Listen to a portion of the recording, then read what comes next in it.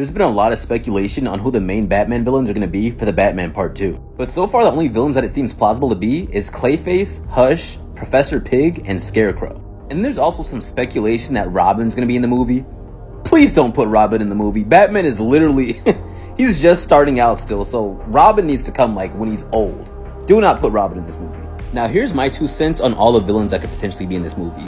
I do not think Clayface should be in this Batman universe at all. Because when you go down the superpower, like superhuman route, there's no coming back from that. That's when it becomes really unrealistic. I think this Batman universe has thrived off of seeming like it could happen in real life. It seems extremely realistic. When you start adding characters like Clayface and Mr. Freeze and characters like that, you go down a completely different path than what I think this universe works with. Now with Scarecrow, yes, he does fit in this universe perfectly. But I don't think he should be in this movie either, because we've already seen a Scarecrow in live film. If you've read the Batman comics, you know that Batman has literally the best villains of any comic book character by far. He has the best villains, and he has probably the most. So it took me a while to kind of think of who I think the best antagonist would be for Batman in this movie. And I have 3 of them.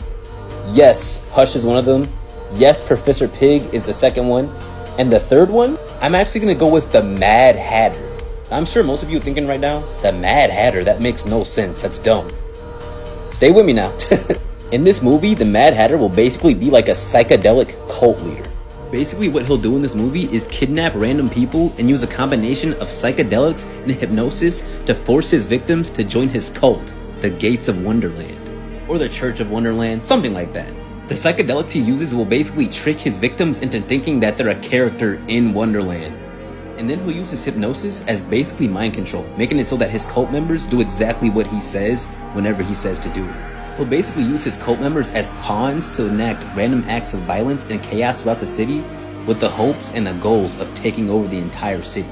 Now imagine Batman having to deal with that character, an entire cult, and having to deal with psychedelics and hallucinations, while also having to deal with Hush, trying to steal people's identities. Maybe even he steals Bruce Wayne's identity and then clears his entire bank account so he can't buy any new gadgets. And having to deal with Professor Pigman, kidnapping people and turning them into freaking zombie-like abominations.